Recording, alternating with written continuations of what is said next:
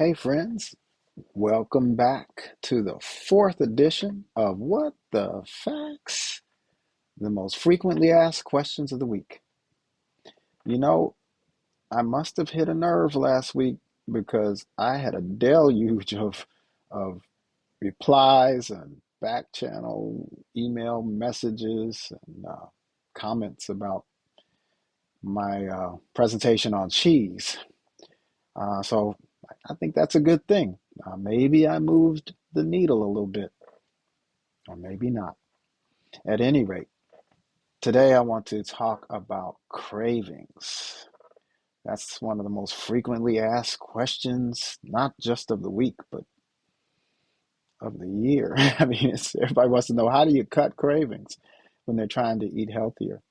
Well, first, what are cravings?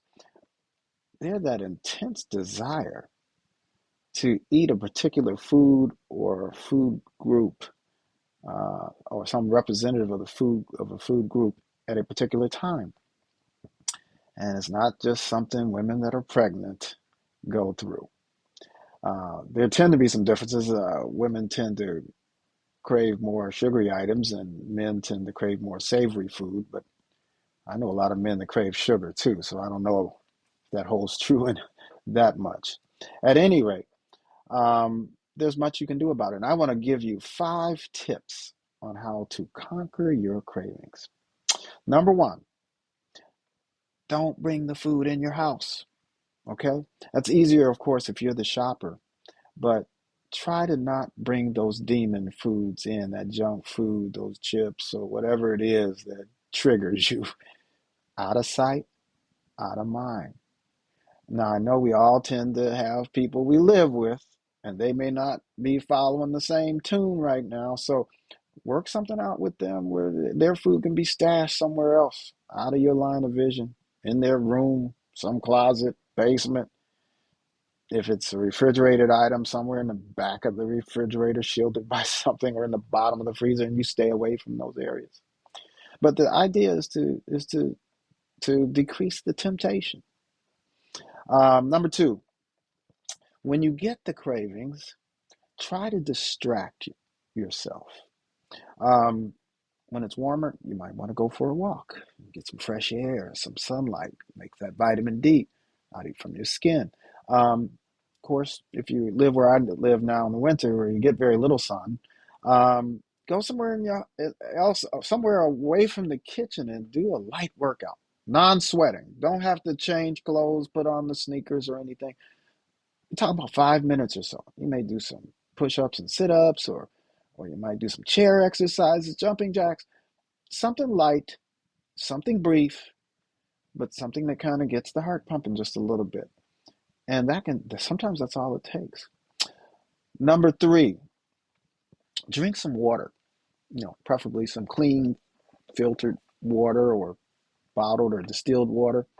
You don't have to drink a gallon, just drink maybe a cup or two of water. Sometimes just stretching those stomach muscles is all it takes to get rid of that pain. May not be instantly, but you do that, and within minutes, sometimes that may be all you need. Number four, um, ask yourself, are you hungry? Are you really hungry? Did you just eat an hour or two ago?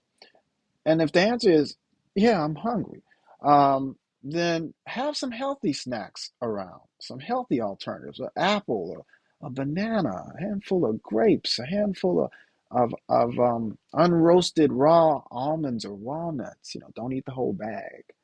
Um, Even some air pop popcorn. That takes a minute or two a couple minutes to make some air pop popcorn. Sprinkle some cumin on there and some nutritional yeast. I talked about that last week. Some ground up nutritional yeast gives a little flavor. It's healthy, hardly any calories, and that can sometimes diminish that pang, especially that after dinner pang. Sometimes you can get. Um, Lastly, number five is do some self analysis. Ask yourself, are you eating out of emotion? Emotional eating. Lord knows we have so many reasons to be stressed these days. International stuff going on, violence in our local areas, pandemic. issues, job issues, relationship issues. So sometimes we can really indulge in not so good stuff on that basis. So if we perhaps need help in that area, seek help. Start with your primary doctor. Discuss it, with your pastor.